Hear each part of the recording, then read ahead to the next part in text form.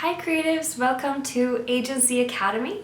Today we're going to be talking about project management, and this is the topic that I love so much because it's probably been the main reason that I've been able to grow my own creative agency. Most of my clients I get from referrals or people coming back from more work, and having a really good project management system really means that you're able to make clients super excited, and it means that they will spread the word for you, which is always a really good thing. So before we dive into the checklist and how to make your own project management process, I'm going to just talk about 3 brief things that are great reasons to have a good system and that you will love once it's all set up. The first one is that your clients will have a clear overview of the project. They will understand how it works, they will know how to give you feedback, when to give you feedback, and it just eliminates a ton of confusion. The second benefit is that you stay on budget. Because as things drag on, if people are unsure when to give feedback, they might just keep giving you iterations of things, or they might, drag out on time, which is always a frustration. So you stay on budget, you stay on timeline.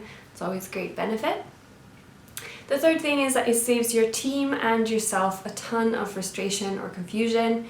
You always know where to find the right file, you always know where to save something or how to speak to your clients, when to contact them, all that kind of great stuff. So now we're going to dive into the template. You can find that in the description below, and then we're going to go through how we created it so that you can add and remove any steps that you find useful or that are not so appropriate for your business, and you can really make it fit your business and your needs. So the first thing we're going to start by doing is looking at what are the deliverables for a typical project. Now, it might be a little different depending on how your agency is set up.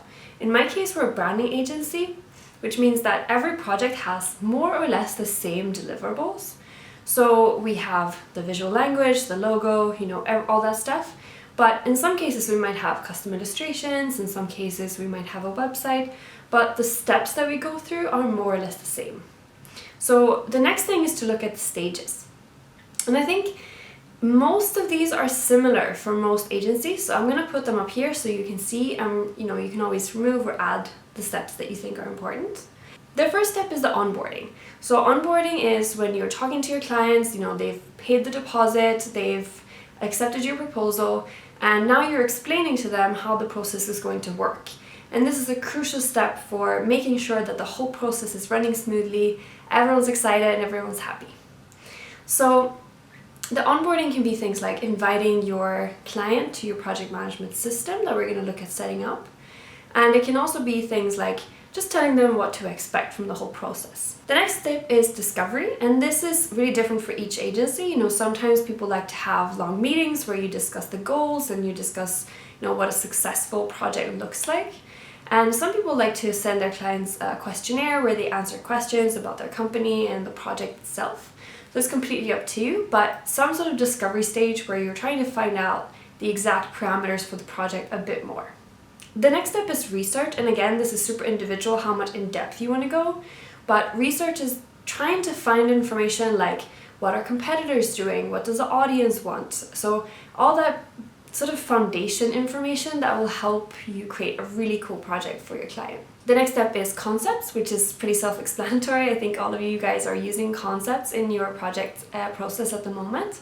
So this is when we're presenting the designs for the first time to the client, and they're essentially giving us their first thoughts on it and any iterations that might be needed. Then we've got iterations, and finally handoff and any sort of support like ongoing website support, or if you want to offer more services to your clients. So the next step in creating your own project management process is to take each of these steps and break them into 4 different categories of things. The first one is, what work or deliverables do you need for this stage of the process?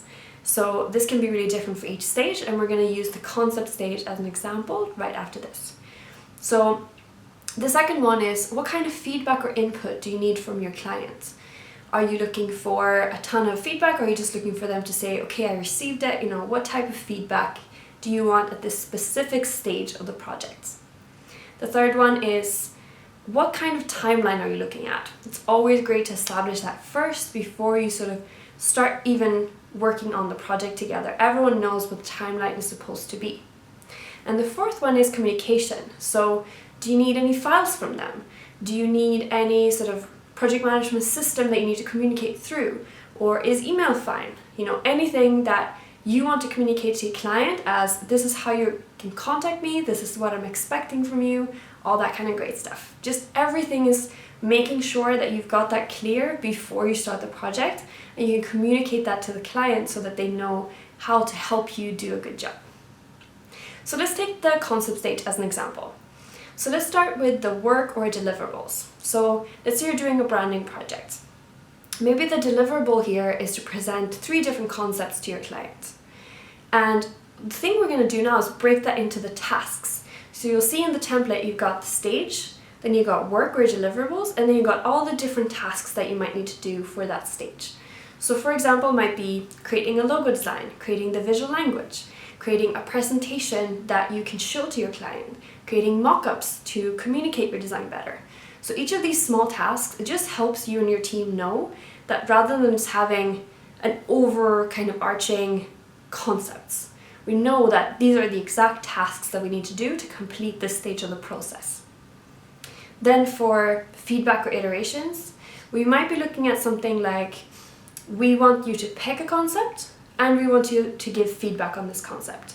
That might sound really obvious, but stipulating that this is the exact type of feedback that we want means that they can't go back and say, for example, oh, actually, what if we change our company name? Or what if our target audience should be different? Because you've already signed off and established that in an earlier stage. So by saying, this is the exact type of feedback I'm looking for, you will save yourself so much time and frustration.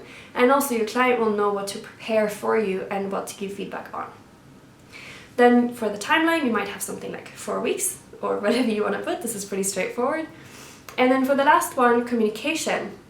Here is a great way to prepare you and your client. So you might, for example, have a first meeting booked where you actually show off the concepts and you discuss them together, and then they might pick one there, or you might send the presentation over to them and they can make a decision later on. You might also ask for them to send you feedback through Kayla, through things like Envision or that type of stuff. So that can be a step of the communication. And then I also like to have a sign-off or some sort of summary report at the end of each stage, just so that you can say, this is what we heard, this is what we're moving forward with, and we would like you to make sure that you can accept this before we keep on to the next stage. That way you can always see that you have a clear process. It becomes so much easier to price iterations if they go beyond your allowed number of iterations, for example, because you've already agreed, we're moving forward. So having some sort of sign-off is always a good thing.